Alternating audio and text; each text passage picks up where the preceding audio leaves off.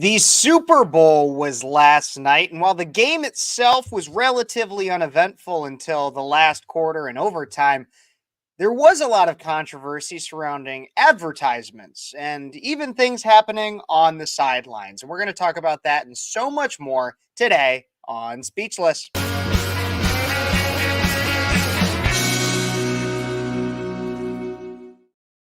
Hey, everybody, and welcome back to Speechless. I'm your host, Kev Phares, 23-year-old conservative, still activist, college graduate now, and so happy to be talking to you guys on this Monday. I don't always go live on Mondays. Maybe I'll start trying to go live more throughout the week and everything like that. And if you want to make sure and support the idea of me bringing you guys as much content as humanly possible, don't forget to like this video. It's right down there. Big old thumbs up. Like this video. Subscribe to the channel.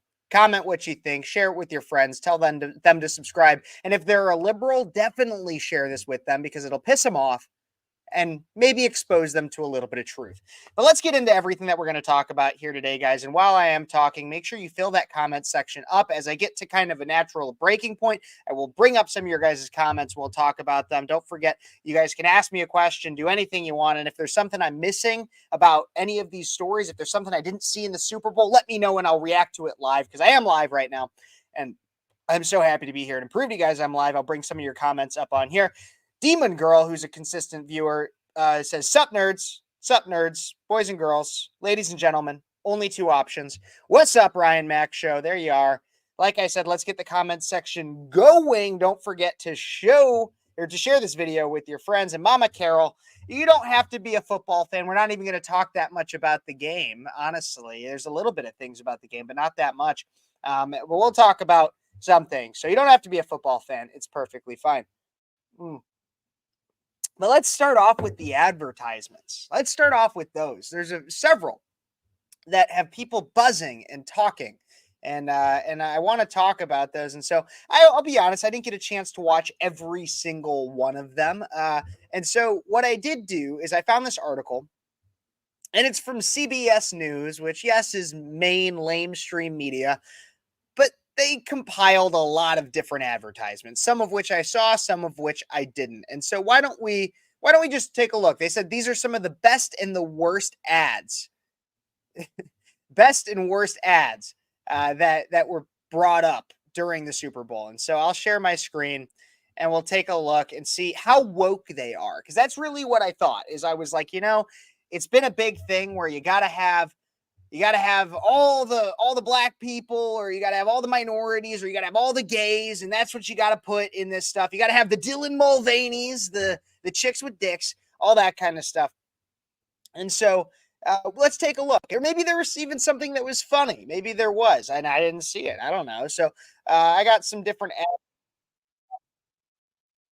And so let's take a look at this one. This is one of the ones that CBS News says was one of the best. This is what CBS News says was one of the best ads that was brought up. So let's try to get it on screen here. I don't know if I can. Did I lose my? Here it is. This one right here. This is what I like to use. And we're going to bring this ad to full screen. And this is the Google Pixel ad that apparently a lot of people said was good. This is rated as one of the best ads that was brought up during the Super Bowl. So let's take a look and listen here. For many people with blindness or low vision, there hasn't always been an easy way to capture daily life. One face cropped. Move your phone down. One face in frame. Hold for photo.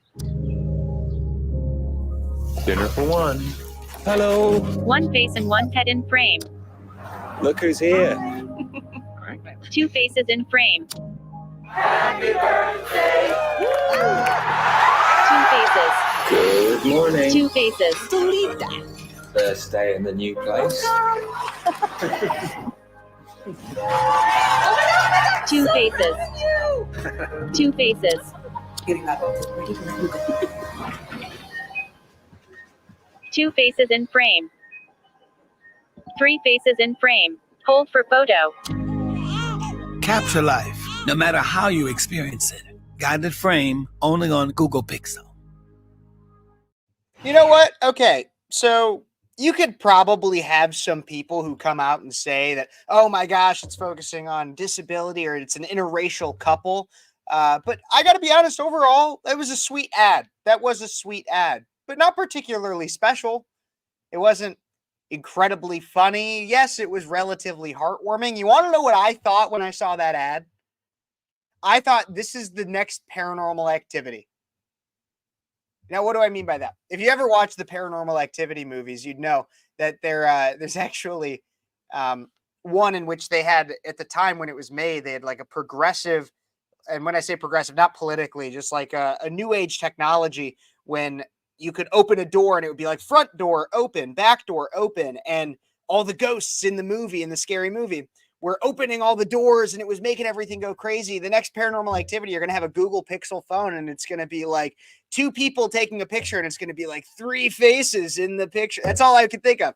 It wasn't a particularly special commercial, in my opinion. What were you guys thinking? Let's see what's going on. Bud Light tried too hard, and the He Gets Us was weird. Okay, we're going to talk about the He Gets Us. I got like a whole special segment for that. I want to go through some other ads first before we get to that. Halftime was evil. We'll talk about halftime. We'll talk about that. Barely watched the ad since I was talking with a friend at the bar. Well, that's nice. I got my own drink here, and no demon girl who seems to think it's a Pizza Hut cup. It is not a Pizza Hut cup. It's simply a Coca-Cola glass, and it's whiskey Coke. So anybody else, keep the comments coming. I'm going to address all of them. We're going to have a fun time on this live stream tonight. That's what I'm thinking. I got my whiskey Coke. We're going through these ads. We got a lot of different stories we're going to talk about. And so we talked about that one right there. That was considered one of the best. Now let's get to one of the worst.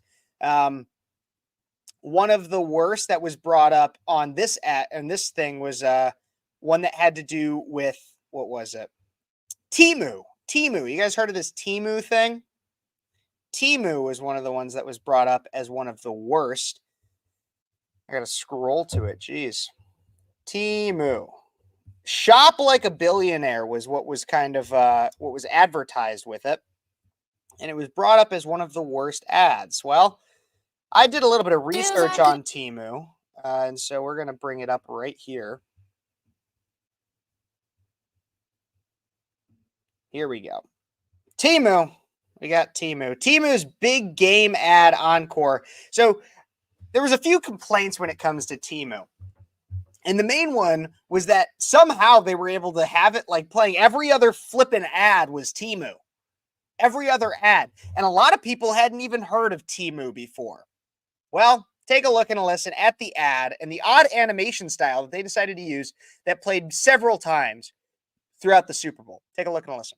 Dream feels like magic. Now I believe I can have it. Ooh, ooh, Temu. Ooh, ooh, Temu. All of my wishes came true. Shop like a billionaire. Shop like a billionaire. Ooh, ooh, Temu. Ooh, ooh, Temu. Download the Temu app and shop like a billionaire. I guess nobody told them that the majority, or that a significant not majority, but a lot of Americans demonize billionaires nowadays. In fact, so much so that we have people elected to Congress that, while making significant wealth themselves, decide to say that billionaires are evil, millionaires are evil, and anybody with money is basically evil. So nobody told them that. But I actually did a little bit of research into Temu. Temu is a Chinese company that has been incorporated in several other countries to try to distance itself from the Chinese name, but it is Chinese, and it's basically similar to that of like an AliExpress or a Shein. Places that essentially make very low quality products using, let's just say, sketchy means of production, and then ship them for very, very cheap prices. And so that's essentially what we have with that.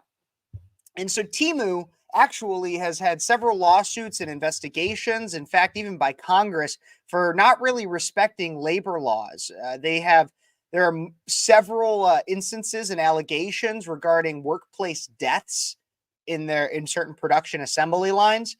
Even a rumor I heard is that they're the kind of place that will handcuff employees to workstations, also accused of abiding by the 996 workplace rule, which is 9 to 9. Their hours are 9 to 9, 9 a.m. to 9 p.m., 6 days a week, which is borderline. And look, I'm somebody who thinks that my sorry, I just got a text from Josh that says you're slacking, buddy. I'm live right now. I'll tell him, come on my live stream. Let's see if he wants to, and we'll see if he wants to come on. But no, and so Temu is an absolutely is a Chinese propaganda tool, honestly, in which they will consistently use and abuse their citizens in an attempt to dumb down America. And so when they say shop like a billionaire, it really means buy our low quality crap that you probably wouldn't buy anyways. But we're going to try to entice you with a vanity based slogan there and crap entertainment or crap animation. Josh is hanging out with a woman. Just so you guys know, in case anybody that in here knows Josh. Let's go see what else is going on here. Temu doesn't let their young interns have recess or snack time. Young interns. I love that. Temu is like Wish, but worse. So, okay, I've never even heard of Wish. Here's what I'm going to do. I'm going to extend an open invite for if somebody wants to come on to the show tonight, we can talk. And so here is the link. I just put it in the comments to where if you want to join the show, use that link. I want you to use that link if you want to come onto the show. You can join the waiting room, and if there's something specific you want to talk about, then put it in the chat, and we'll see about bringing you on. That's what we'll do. Okay, let's do that. And so now I'm going to get to how have I never heard of Wish? I don't know. Eaker, I really don't know. I don't know. This is a guy on Rumble. Everybody, no matter where you're watching from, like, subscribe, share, comment, all that fun stuff. But I'm going to get to what was the headline, or at least the thumbnail advertisement, because I think that's what a lot of people want to talk about, and I have a lot of opinions on this. And before I drink too much, I think it'd probably be a good idea for me to address this. A lot of people have been talking about this advertisement that played during Super Bowl, and it's the way that it perceived Jesus. And so we're going to take a look and a listen to this ad right here regarding He Gets Us, a movement that discusses Jesus from an interesting perspective that many deemed not necessarily becoming of our Lord and Savior. And so this is the foot washing ad from He Gets Us. And stick around because you're going to want to hear my take on this ad. I think it's interesting, but let's take a look and a listen.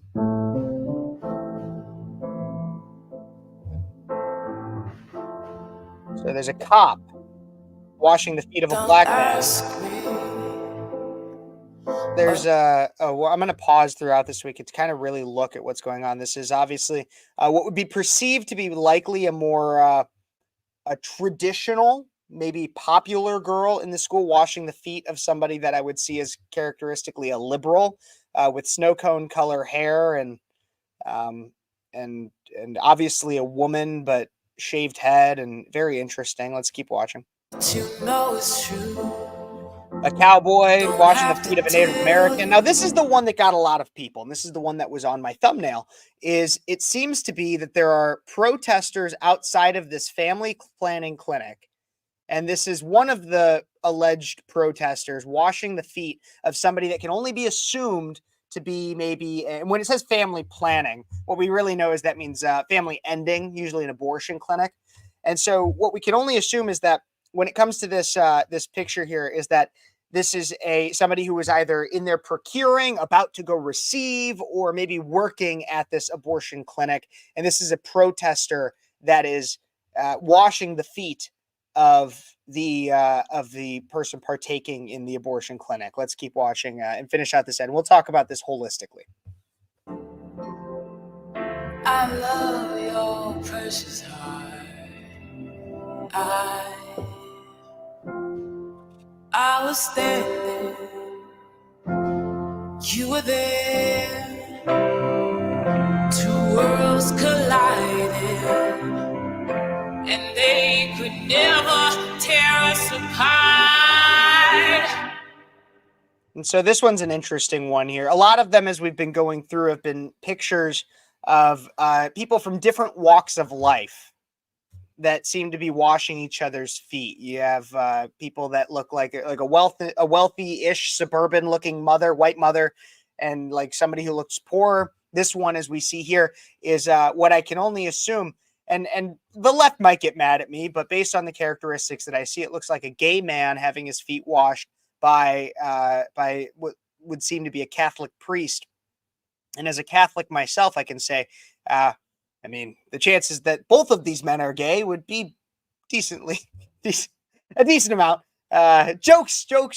Come on, don't excommunicate me. I'm just kidding. But anyways, yeah. So a Catholic priest or deacon washing the feet of somebody that I can only assume to be a homosexual. Still 15 seconds left. Let's keep watching.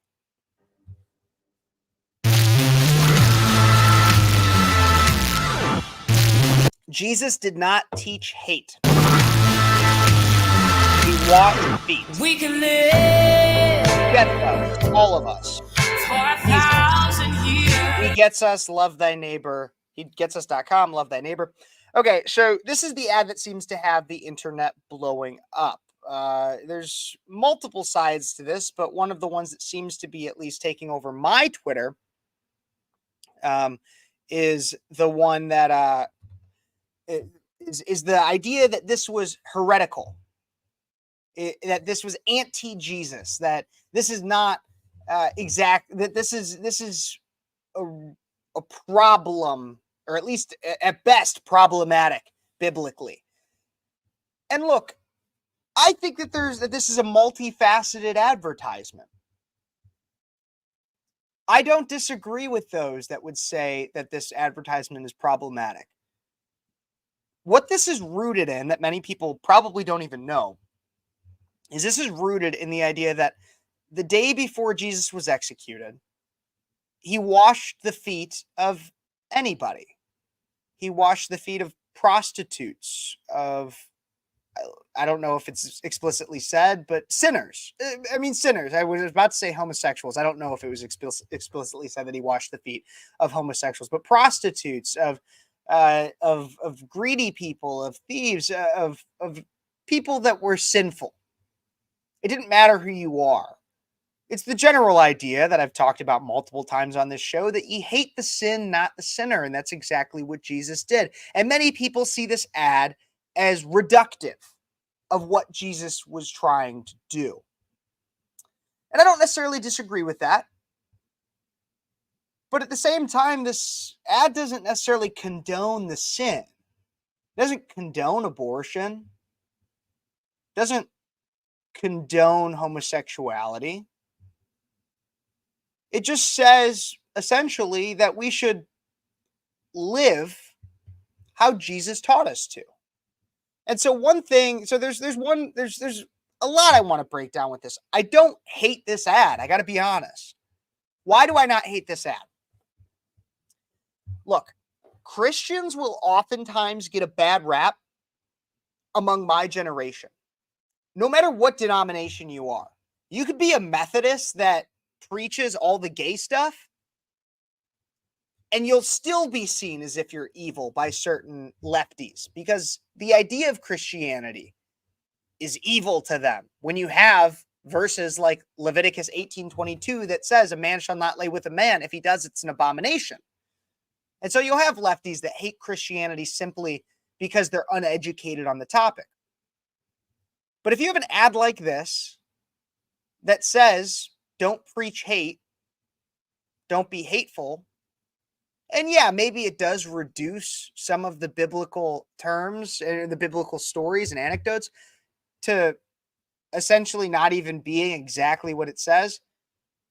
But if you have a snow cone colored hair, like feminist and Black Lives Matter enthusiast with the septum piercing, I'm willing to bet that a full-on Latin Catholic mass wouldn't convert that individual. However, an advertisement like this might open their mind to Jesus just even the slightest bit, might crack the door to where they can actually maybe be evangelized and be saved. So if this is what does it, I'm not going to rant at this ad that it's reductionist. I'm not going to rant that it's terrible. I do think that there's problems with it, but I even think that it's worth looking into the root of this ad. And so that's why I want to go to this, which is the website of He Gets Us. And so if we look at this website, so obviously they are highlighting the He Gets Us advertisement, the foot washing one that they just had. But you can even look, let's go to what I want to look at is the About Us, because this is really where it matters. Because if they are parading around as if they're Jesus lovers, but at the same time saying it's okay to be gay or it's okay to get an abortion, then there's a problem. But if you look at this, it's how did the story of Jesus, the world's greatest love story, get twisted into a tool to judge, harm, and divide? How do we remind people that the story of Jesus belongs to everyone? These questions are at the beating heart of He Gets Us. We hope to remind everyone, including ourselves, that Jesus' teachings are a warm embrace, not a cold shoulder. That he didn't let pro this or anti that opinions prohibit him from seeing the value in all people.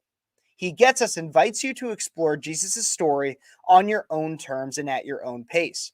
Our message isn't from a particular church, nor is it affiliated with any denomination. Our campaign comprises humble perspectives from a diverse group of Jesus fans and followers with a variety of faith journeys and lived experiences bound by a common desire to rediscover and share the compelling story of Jesus' life in a new way. We will make mistakes, like anyone with a public message or who sets out to share an idea. We won't always get it right. Expect us to be human. This campaign exists to remind us of the example that Jesus set, while inviting all to explore his teachings so we can follow his example. So we have things. What is your agenda? Our agenda at He Gets Us is to move beyond the mess of our current cultural moment to a place where all of us are invited to rediscover the love story of Jesus. All right, here's a big one right here. What is your stance on the LGBTQ community of the He Gets Us thing?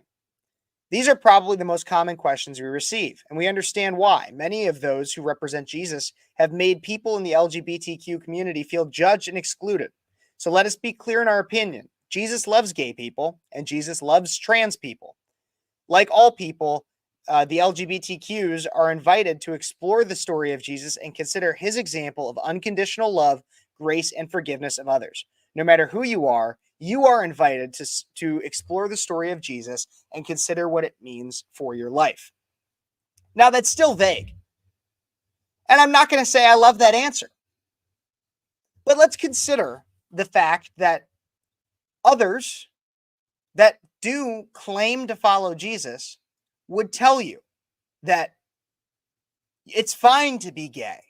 You're perfectly fine being gay or trans in the eyes of Jesus, when it's clear biblically that you're not.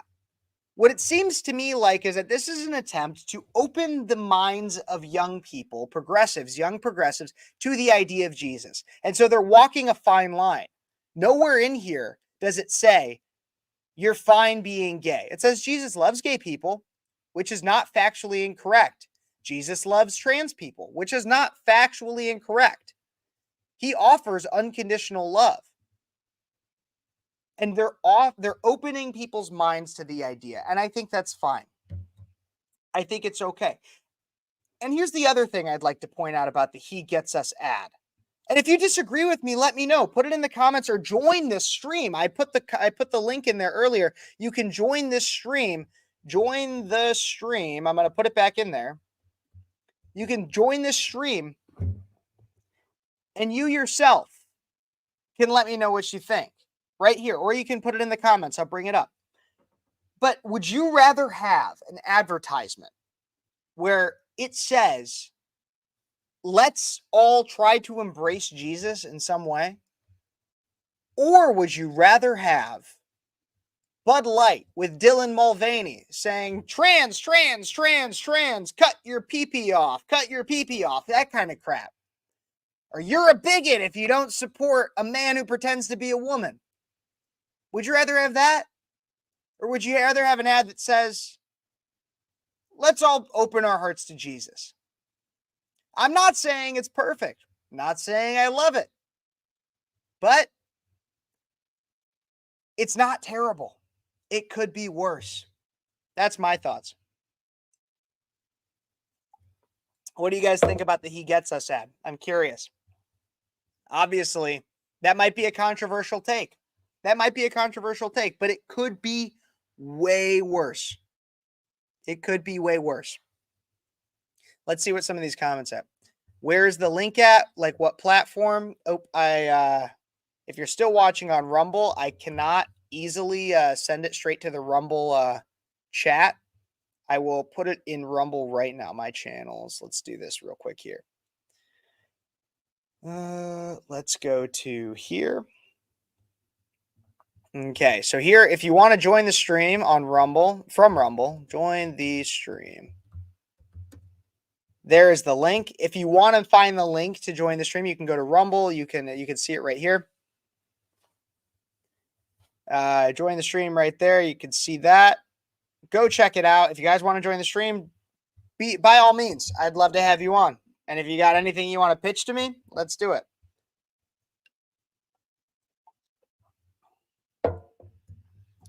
I think it was a weird look, but I agree the concept wasn't that bad. That's the point I'm trying to say. It could have been, we could have had something way worse. And for that to be the talk, for that ad to be the talk, and even CBS, which is what I had been using, claims that was one of the worst ads. And this is what they said. This is what CBS said. I'll even bring it up on screen. You guys can see it right here. CBS claims that the He Gets Us ad, the one about Jesus, was the worst because these religious-themed ads are linked to a nonprofit called Come Near, whose goal is, quote, sharing the life and love of Jesus in thought-provoking new ways, according to USA Today. One of the ads features people washing other people's feet, a reference to Jesus and Mary Magdalene. However, the ad became the brunt of social media jokes about foot fetishes, perhaps not the intended goal of the ad. So that's why it was a bad ad. And so here's the thing. Is if you think this ad was bad, you're siding with the lamestream media because they also think this ad was bad. Why? Because it opens people's minds to Jesus in some level, in some way. I'm telling you, this ad was so much better than you thought it was. Not perfect, not amazing, but so much better than you thought it was. And even according to one thing, oh, that's the wrong. Share this tab instead. Here we go. This is what I was going to say right here. This is what I read from. This ad was so much better than you thought it was. I'm sure. If you thought this ad was bad, man, I'm telling you, it was so much better than you thought it was. We got some other ads we're going to go through here. I want to go. This is one. I want to make sure I have the full story on it. Did you guys see the Robert F. Kennedy ad? What did you guys think? Let's go. Let's make sure I have all the information because there's definitely something. RFK Jr.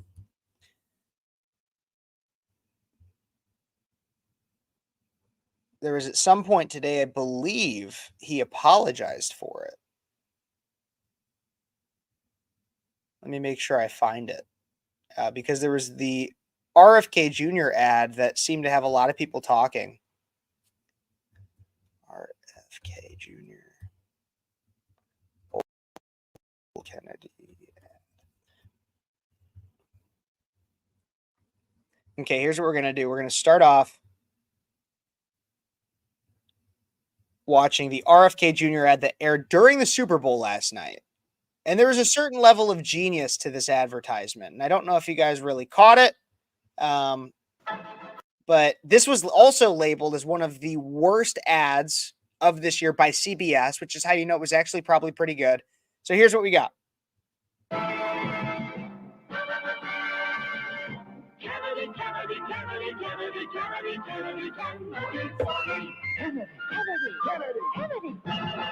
Do you want a man for president who's seasoned through and through?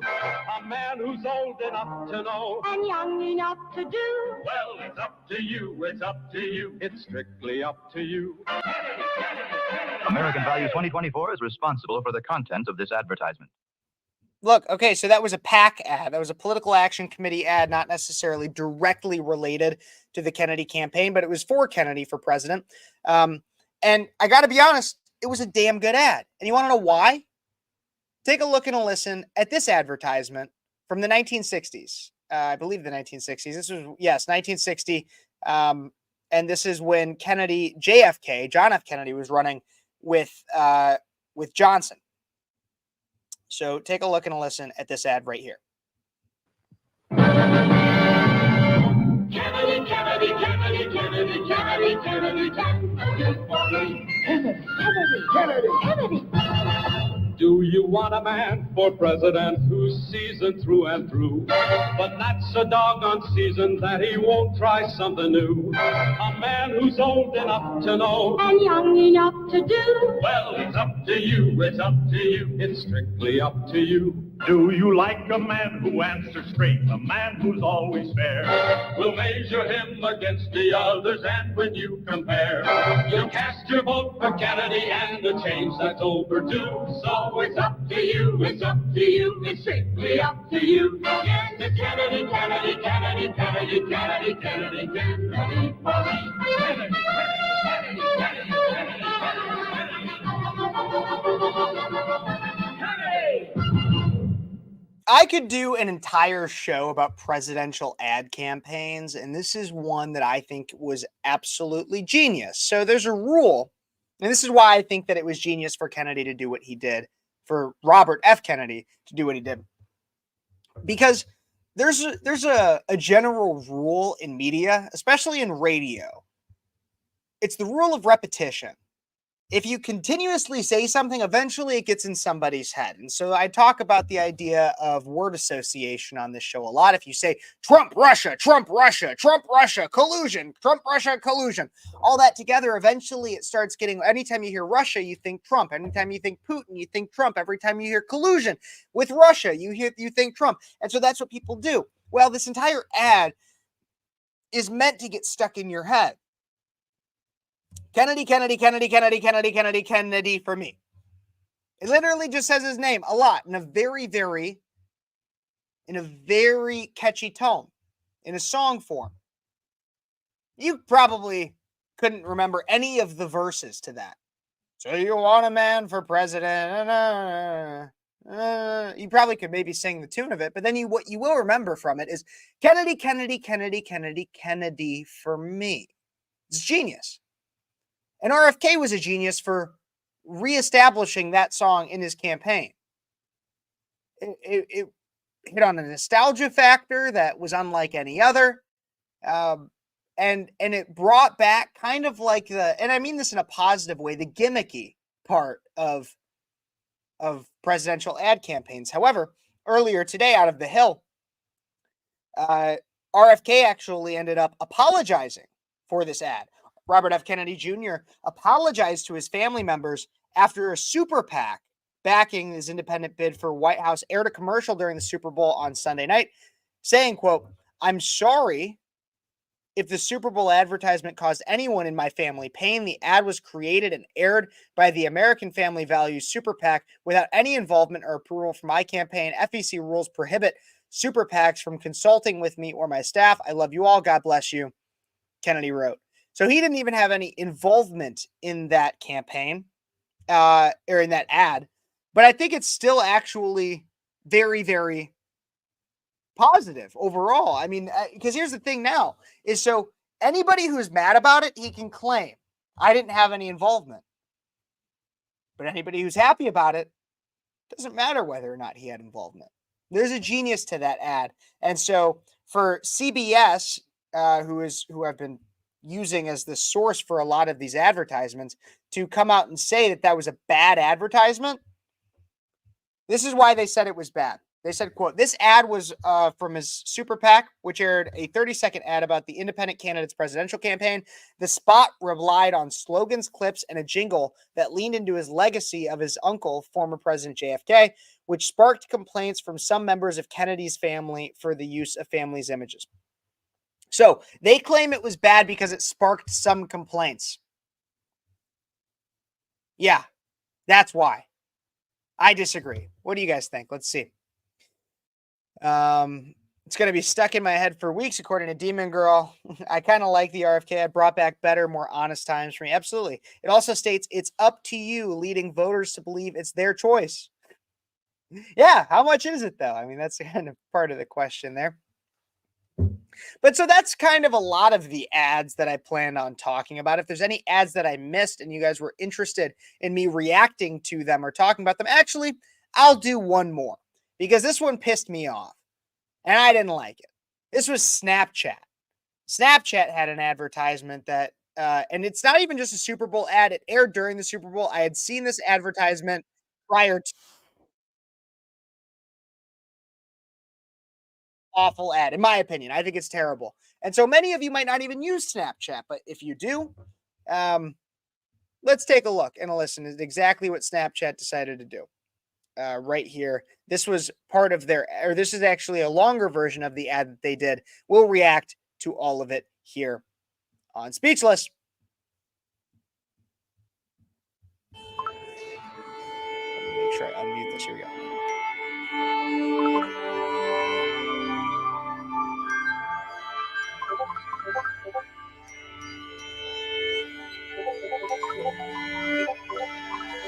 More likes, less love, more perfect pictures, less imagination, more influencers, less individuals, more yoga pants, less style.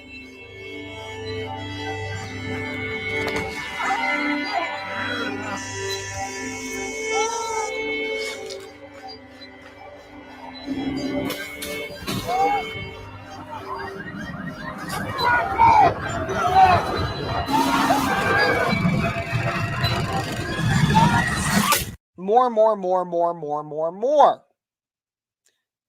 Interesting. More what, though?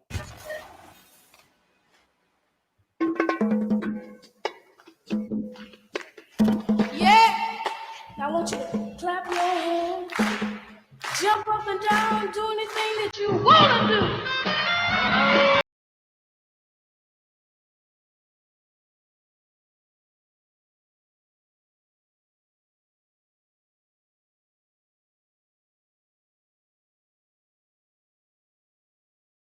Everybody say yeah! Say yeah!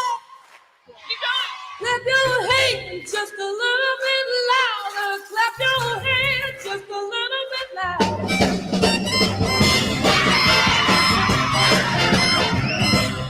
So it's obvious that what they're trying to do with this advertisement so far is try to highlight, I guess, their value prop, that they're not necessarily about likes or the traditional social media trends of what you do on social media, likes, comments, trolling, all that kind of stuff. They're trying to separate themselves, which makes sense so far. But I think it really, they undercut that message significantly in the final 30 seconds. Just a little bit of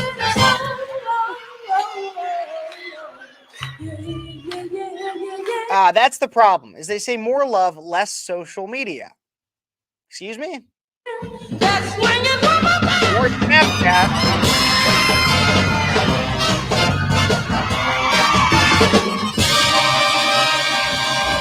Because really what they say is more Snapchat, less social media. I'm sorry, but Snapchat is a social media. And a lot of the issues that you're saying that Snapchat doesn't have, like maybe body image issues from seeing certain people or something, like dressing certain ways, are still going to happen on your platform. Bullying still happens through Snapchat. It does. Your the message that they're trying to send is jaded on the entire usage of the platform anyways. So, in my opinion, that was really stupid. What do you guys think, though? Let's see what Ryan Mack in terms of the RFK ad. His family wants him to step in line and vote for Biden. He's generally a free thinker, and it's pissing off the left. Maybe. I got to be honest. I still think RFK is a wolf in sheep's clothing. He has a few good issues, but is not perfect. Mama Carol, her phone rang, but stay with me, Mama. You're the best. Snapchat, the platform that Biden banned. I don't know if he banned Snapchat. I think it might be TikTok that you're there. I don't know. I don't remember him ever banning Snapchat. Maybe I'm wrong. I don't catch everything. That's why you guys can always make sure if you ever feel like there's a story I missed or you want me to talk about, you can email me at speechlesskp@gmail.com and we can talk about it. We got other things to talk about, though, when it comes to the Super Bowl, like this one. Taylor Swift has been given a lot of crap during the Super Bowl, before the Super Bowl. Some of it even by me. I'm not the biggest Taylor Swift fan, if you didn't know. But this is one thing that I even called out. I didn't think she necessarily deserved any type of hatred for, mainly because it's something that even I do. However, a lot on social media, especially people on the right, came after her for specifically this clip or this action that she partook in. Let's take a look and a listen here at what Taylor Swift did from the stands.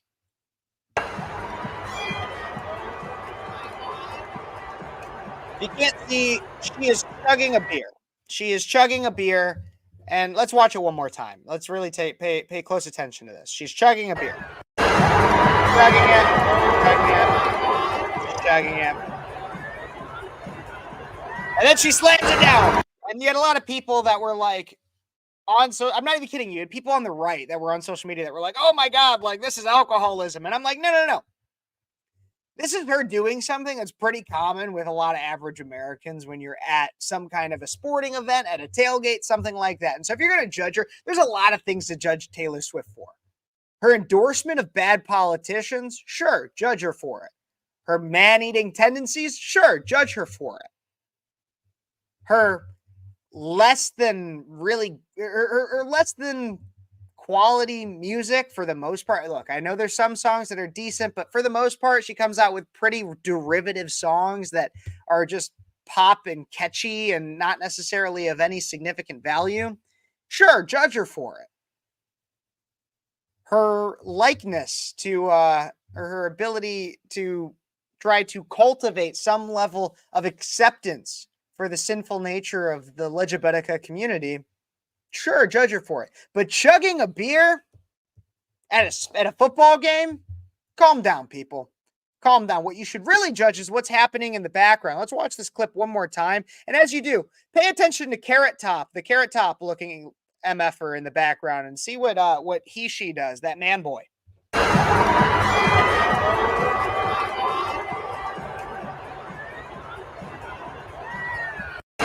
Yeah. I don't know if you saw that, but it was a really, really, really weird gesture from who I'm told is this individual called Ice Spice. Ice Spice, which is just a stupid name in my opinion, period. But we could zoom in on this a little bit more and take a look at, while Taylor Swift is chugging this beer, so Ice Spice, who is wearing a necklace that seems to be an upside down cross, also makes these really, really weird hand gestures. Take a look.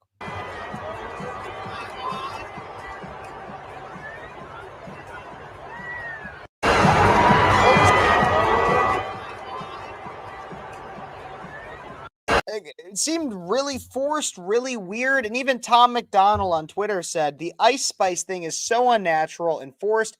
It's purposeful. It's a purposeful display of allegiance. It's almost like she's wearing an earpiece and someone said, quote, "The camera is on you. Do it now."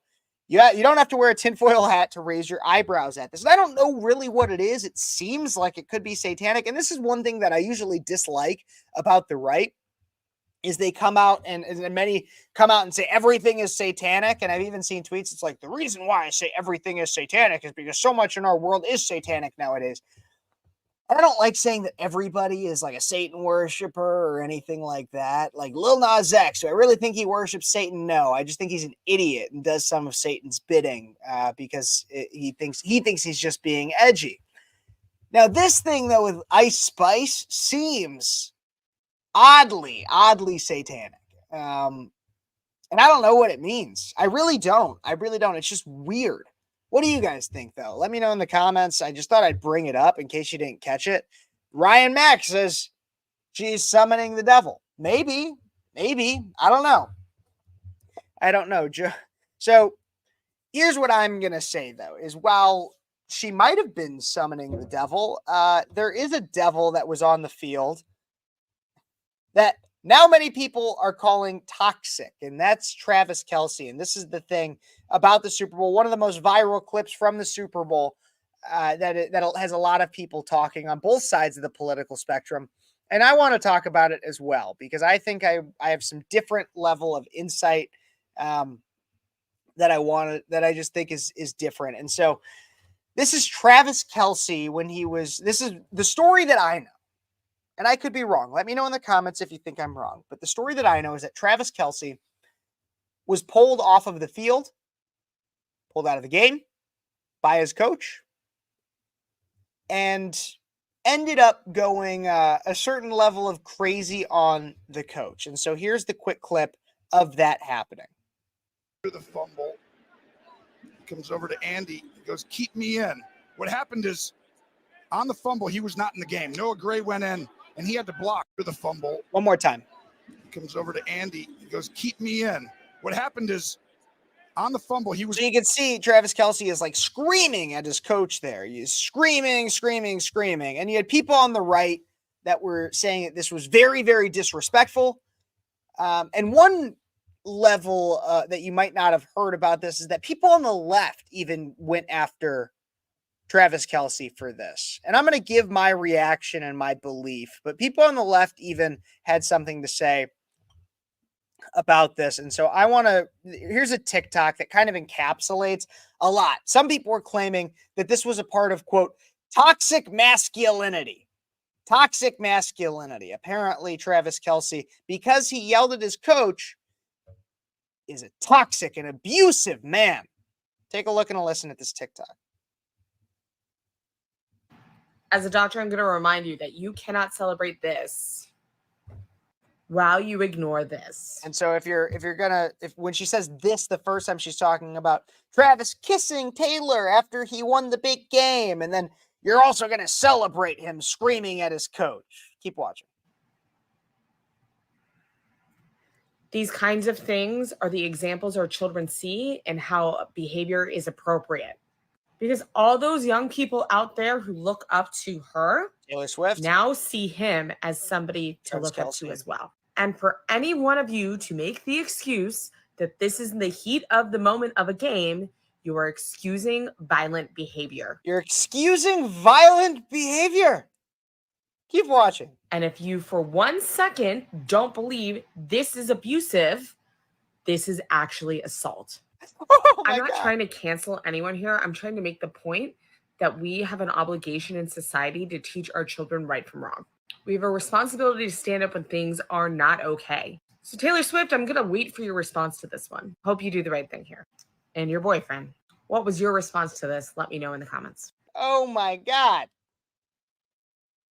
You're excusing violent behavior.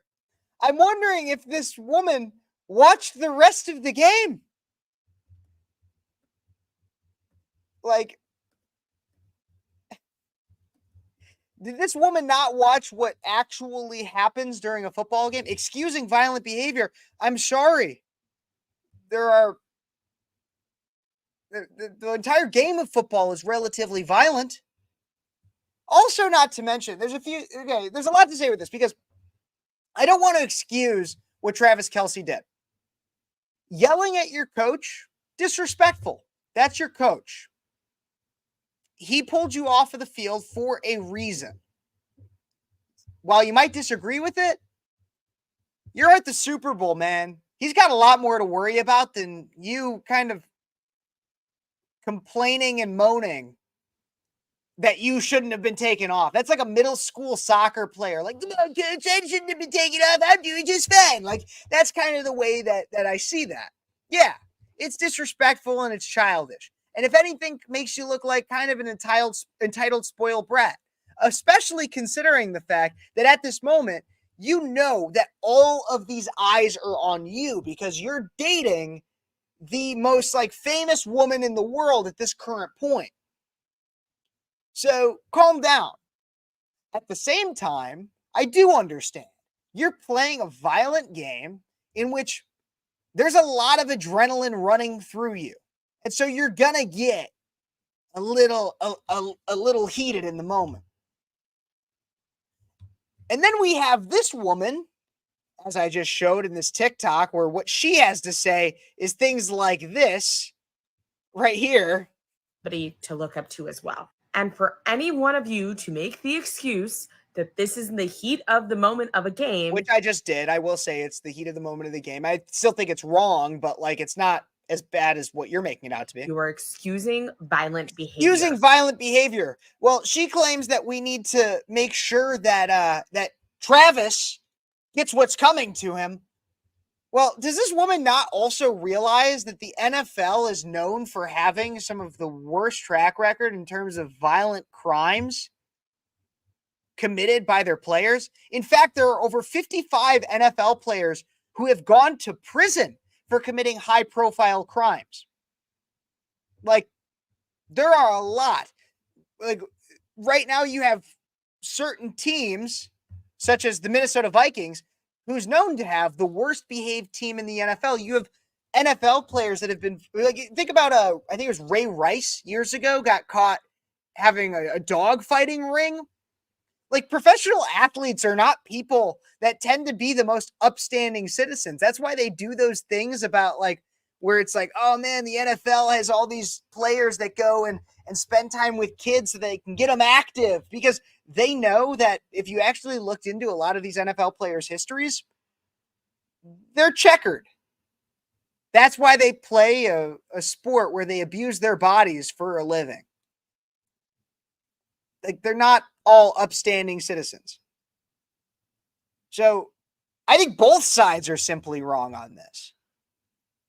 No, Travis Kelce is not the epitome of toxic masculinity, nor is he setting a terrible example for your children. However, he's not setting a great example, and he's not somebody that needs to be totally forgiven for this. He's not somebody that is by any means emboldening great behavior. He's a flawed individual who reacted a bit irrationally and should probably show his coach a bit more respect. But this also is not a career ender. He's not a toxic man. Like, if you're the kind of person that sees Travis Kelce yelling at his coach as toxic masculinity, then you're probably also the kind of person that doesn't believe that we should have tackle football in the first place because it's too harmful and emboldens a level of violence that we shouldn't have in society. You're probably a wimp anyways, that I don't really care about. And your opinion's irrelevant and you're an idiot, just like the doctor that I just played. So everyone's wrong. I'm right. And listen to me. I won't always say that. I can be dumb sometimes, but that's one time that I'll say that. Let's see what else we got going on in the comments section here. Let's see what you guys are saying. He got mad and wanted to stay. Both have said heat of the moment. Our children. Yeah. The communist propaganda coming from that doctor is just insane. That doc is on crack. Has she ever played competitive sports at a championship level? Nope. But Ryan, I got to admit, you probably haven't either. So does no one understand how much adrenaline is pumping through the players during games? Yes, I understand that. They're a bunch of alphas. That's the whole point. Okay. Oh, I got to disagree with you on that. I don't think Travis Kelce is an alpha. I don't think Travis Kelce is an alpha. I don't necessarily think he's a beta, but anybody who does an advertisement for Pfizer is not an alpha. Anybody who subscribes to the Vax bull crap is not an alpha. I don't see I don't see him as an alpha. And also, thank you for the correction here, Ryan. Ray Rice beat his girlfriend on video in an elevator, and Michael Vick was the dog fighter. Even if anything, that even pushes my point more. NFL players are not character builders, not people you should look up to and be like, man, that's a great guy right there. Like, it's honestly more of a surprise when you can find an NFL player that is a very, very stand-up individual. I mean, heck, a lot of people say Patrick Mahomes is pretty great when even his brother, you look at his brother, and his brother was kind of I know that has been at least allegedly a level of a criminal as well. You guys can look into that one. I'm not getting into that story today. Not exactly what I want to talk about. I'm getting into about an hour of this. I still have some other stories to get into. This is my next one I want to get into, everybody. Woke kindergarten. Let's talk about woke kindergarten here. You know, we know a lot about the left and how they're indoctrinating our children and just. Well, I want to share with you guys this. This is woke kindergarten.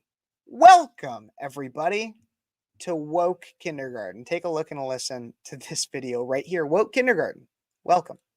Hello, everybody. My name is Akia. I also go by Key. Another name that I like for people to call me is Kia. When I was teaching kindergarten in my classroom, I used to go by Miss Akia. And sometimes I went by Miss Gross. If any of those names feel good to you, you can refer to me by any of those names. But it's important that I tell you that my pronouns are they, them. And by pronouns, I mean, you know how sometimes we refer to people as he did that or she said this. I don't like to be called he or she or any of those. So when you're talking about me and you say, Akia did that video, you want to say they did that video instead of he or she. That's how I like to be called. And you can talk with your families about what you like to be called. Okay, here's where I'm confused. So let's go back here. We got Miss Akia. Then we get over here, and we got this man, boy, woman, girl, he, she, it, they thing saying this. So remember, it's a Miss Akia. I like to be called he or she or any of those. So when you're talking about me and you say, Akia did that video, you want to say they did that video instead of he or she. That's how I like to be called. And you can talk with your families about what you like to be called. So this person, it's not he, she, it, they, whatever. But no, Miss Akia, it'll be Miss Akia, but not she. It just doesn't make any sense. And here's the thing about this is not just a person that has a few thousand subscribers on YouTube. Now, this person does have a few thousand subscribers on YouTube, but this is also a person that's being funded by certain governmental bodies to teach children. Not even kidding. In fact, so much so that a teacher was put on leave for trying to expose that this is something that was going on in schools. According to the Daily Mail, a woke kindergarten whistleblower is suspended by failing Bay Area school.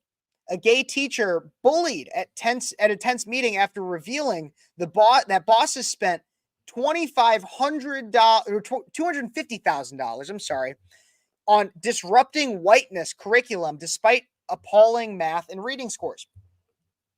So this Tiger Craven Neely, who is a gay teacher, has been put on indefinite leave by Hayward Unified School District. The Glassbrook elementary teacher claims he is being punished for flagging concerns over woke kindergarten. The school remains on the state's lowest performing level on comprehensive school improvement list. So here's the thing, is this school will spend $250,000 on woke kindergarten that aims on things like dismantling whiteness and teaching gender theory to 6-year-olds. They'll spend $250,000 on that. However, at the same time, out of the 474 students, just 4% Just 4% are at grade level in literacy. Only 4% are at grade level in literacy. And in terms of numeracy, so their ability to do math at grade level, 12%. But they will still spend $250,000 on this. And so woke kindergarten is going to be something. And again, they put a teacher on leave for trying to tell people about this, that this was happening. And at the same time, you'll have people like Joy Reid or Hillary Clinton or pretty much any of the leftist talking heads that will look you in the eye from their ivory towers and look at you and say, we're not trying to indoctrinate your children. It's not happening. Critical race theory isn't real. We're just trying to teach Black history. Oh, okay. Well, then what is this? What is this? Let's take a look at another video that's currently on Woke Kindergarten's YouTube channel. Seriously. This is another thing that's actually on this YouTube channel. It's this is something that this person Key does on their channel, and it's woke read alouds, or what it's called. Woke read alouds. And so this one is of a book. So Key literally brings on books, and this one is They, She, He, Easy as ABC. So let's take a look and a listen at some of this this woke read aloud that we have going on. They, She, He, Easy as ABC in woke kindergarten's curriculum. For me, like I said before, I don't really like when people call me he or call me she. I really like for people to say they. I don't They care. makes me I don't feel care good what you inside. like. It makes my heart feel good. It makes my mind feel good. It makes my body feel good. And so whenever you think about the pronouns that you want to be called, so if somebody is telling you he's reading that book and then you don't like the way that he feels, then have conversations with your parents or any of your family members that you trust about what you like to be called. And you can ask other people in your family and your friends what they like to be called. Today, the book I'm going to read is called They, She, He. Easy as ABC. Now, if you don't know me as a teacher, I'm going to tell you this right now. I am a silly teacher. I'm a teacher who loves to sing. I love music. I love rhythm. I love feeling the books that I read. And so I might just actually read this book in a way where it feels and sounds like music. I don't even know you as a teacher at all because you haven't said anything of any level of educational value so far. Let's go into a little bit of this book that Key decides to read through for children. They, she, he, as easy as ABCs. Let's just hear some of these ABCs. So notice when I'm reading this book, you see the words that are in different colors? Those are different pronouns that these kids like to be called. So this kid, Corey, likes to be called she. And this kid, Diego, likes to be called tree. There are so many. Diego likes to be called tree. What kind of nonsense is this book? There are more real words when, like, flipping Dr. Seuss talks about, like, made up out of nowhere animals that don't even exist, fictional animals. There are more real words in that than there are in this. There's more fact to that. This Diego wants to be called a tree? Well, heck. What do I get to be then? Can I be a blender? I don't know. Like, there's so many oh my God. This is something that actually people want to teach to your children. Not even kidding. Keep watching. Different pronouns, and they're also creative. And one thing I notice about all these kids, even though they have different pronouns, it looks like they all love to do really cool things. So as you're listening to this book, I want you to think about some of the really cool things you love to do and see if you can find any kids that like to do some of the same things as you. And then you can compare your pronouns to theirs.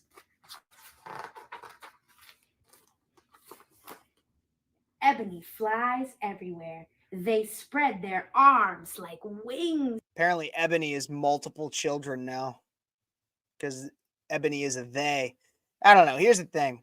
I could go through this whole video, and honestly, make sure you subscribe to this channel. I'll probably, just for fun, start recording videos where I react to entire woke read-alouds, and I'll skip through these things, and it'll be fun for me and you because we're just going to make fun of this idiot. I don't know if that's a proper pronoun for them. For them, hey, they are an idiot. But at some point in this, Key ends up making a mistake. Oh, Key makes a mistake. I think it misgenders somebody or something like that. Take a look and listen. Them their names and then call them their name. So this is Paul. Paul wants us to call them Paul. Or you can call them by their name. Good. Ooh, call them by their name. Hey, call them by their name. Hey, and we're back. Quetzal is so quiet. Skirt. Back up. I made a mistake. Oh. I wanted to stop the video and tell you that I accidentally mispronounced Quetzal's name. Instead of saying Quetzal, I said something else. And it's not okay for me to keep reading if I knew that I made that mistake. Now, man. To keep it real with you, Poor I'm her. a little embarrassed. Oh, it's okay damn. to I'm be sorry. embarrassed. Oh, my God. Don't kill me. Sometimes we get embarrassed when we make mistakes. The most important thing is that we love ourselves enough to say when we've made a mistake. Because when we can do that, we give other people who we may have hurt when we made the mistake space and time to heal from that mistake. I like that. I want to apologize to Quetzal and say, I'm so sorry, Quetzal, that I mispronounced your name, but now I know better. So she is apologizing. Sorry. They are apologizing for mispronouncing a fictional character's name and spending, how long is this? About a minute of this reading. And so this is why test scores are low. Literacy rates are low. The ability for people, reading comprehension, math ability is low. Is because we're more focused on whether or not you say Quetzal or Quetzal for a fictional character than we are about whether or not you know what 2 times 2 is. Look, I don't. My dad thought my dad, when he used to read the Harry Potter books to my sisters, used to think it was Hermione. And then he saw the movie and saw that it was Hermione. And so for like a year, he was like, oh, crap, I guess I've been saying the wrong thing. Didn't go out and apologize. It was like, oh, my God, I'm so sorry that I said Hermione instead of Hermione. And this is majorly problematic. This is something that is actually happening in our public schools. A California public school paid $250,000 to this person. To this he, she, it, they, alphabet mafia warrior, to provide woke kindergarten curriculum.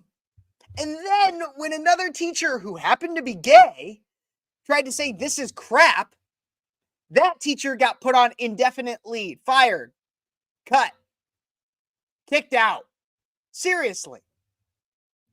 So make sure you like, subscribe, and share this channel, guys, because I'm going to keep doing reactions to some woke kindergarten stuff because I can't believe this is a real thing. It's absolutely hilarious to me.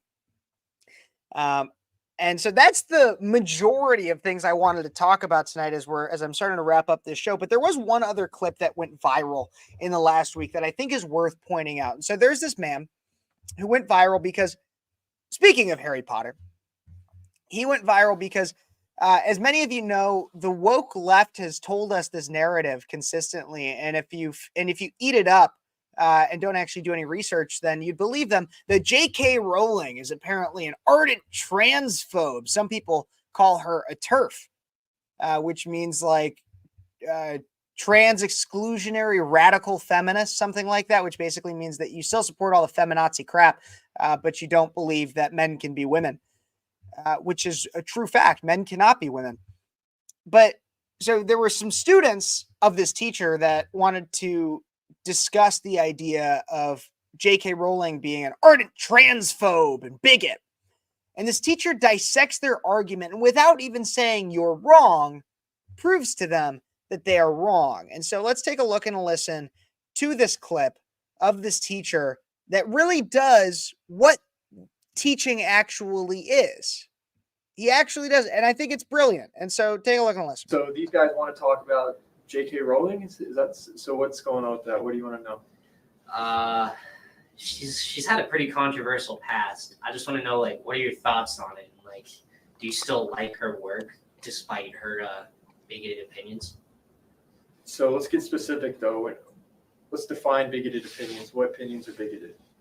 We're going to treat this as a thought experiment. I'm not going to say what's right or wrong or what way to think. The whole point is to learn how to think, not what to think. Yeah. So when you say bigot, you're starting with the conclusion that given her bigoted opinions. Yeah. So first, let's start with, does she have bigoted opinions? So when you say bigoted opinions, she has had a history of being extremely transphobic, I've heard. Hey, you've heard. So what? Can you give me an example? If you look at her Twitter, I think you could see a few things. If you want, I could try and find see something. If you can find. See if you can find. Yeah, one. see if you can find it. Because this guy now he comes out and he's like, he starts off with J.K. Rowling's a bigot. Well, how? What has she said that is bigoted? Well, you look at her Twitter. Look at the things she said on her Twitter.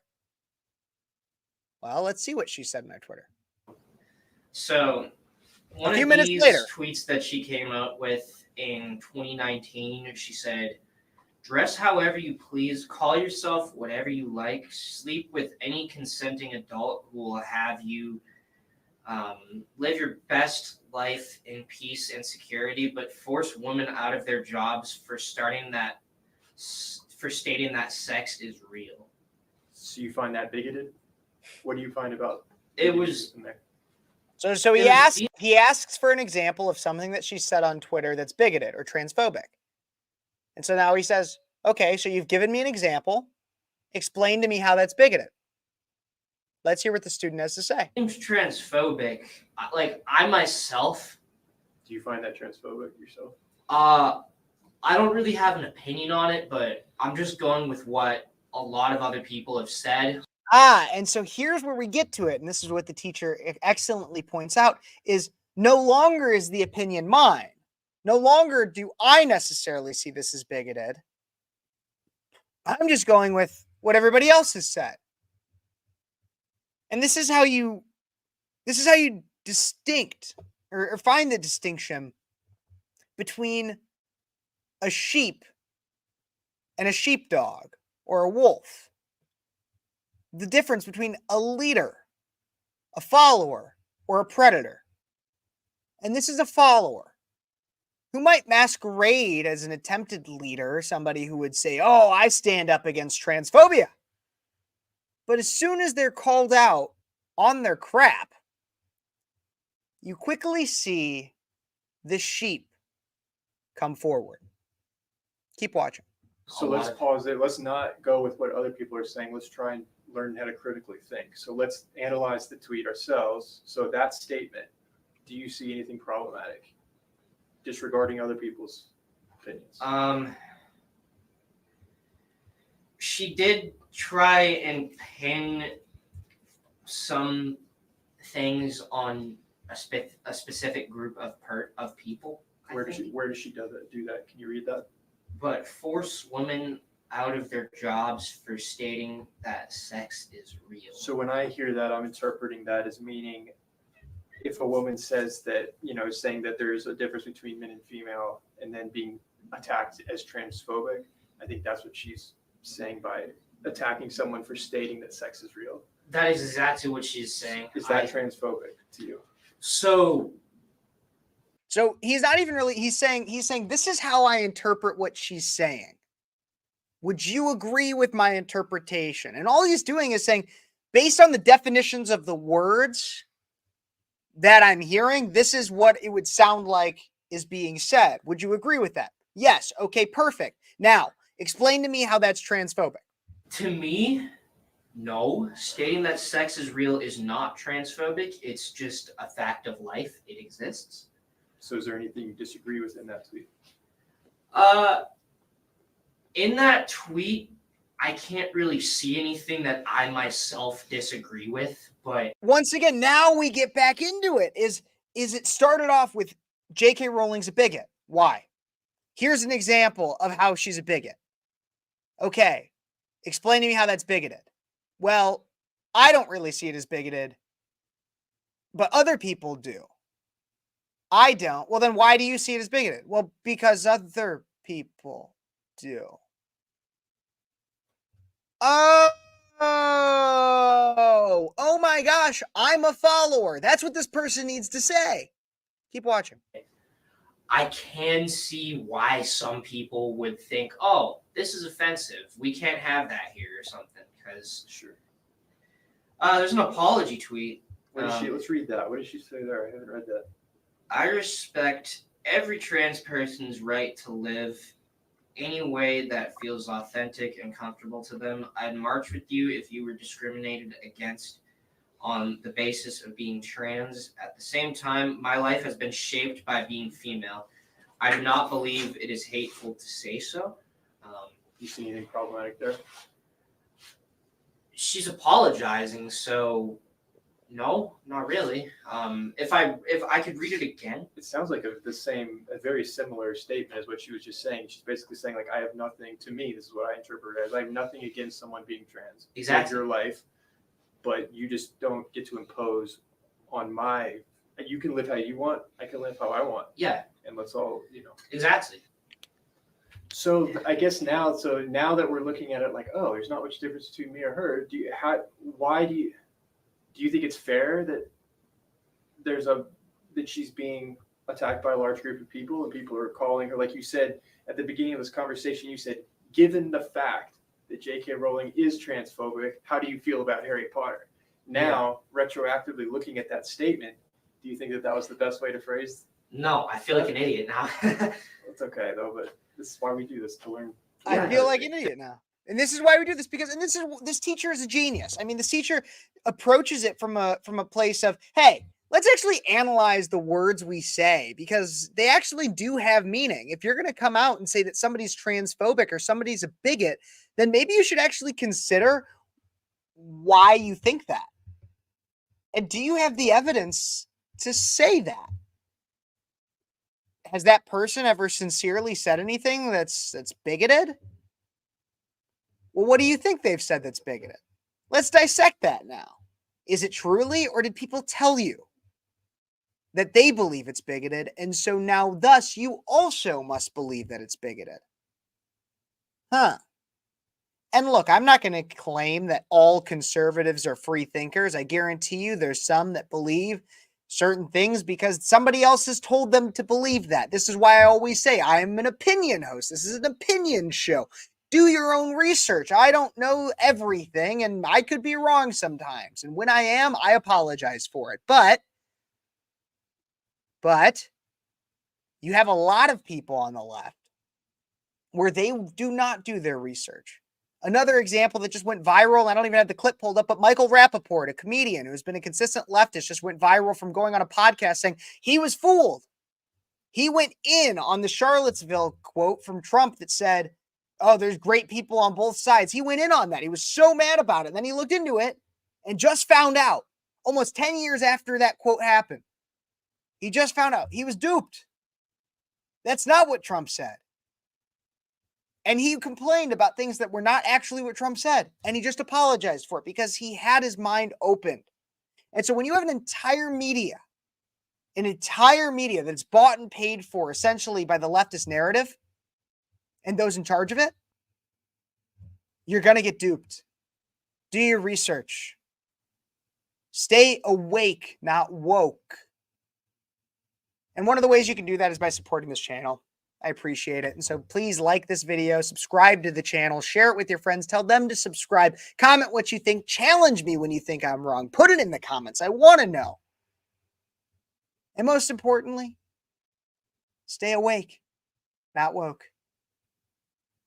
One way to do that is to keep faith in Christ, everybody. And so make sure that you get to church, pray, Jesus Christ, our Lord and Savior. God bless you guys. God bless America. And until next time, thank you guys so much for tuning in to me, Kev Phares, on Speechless.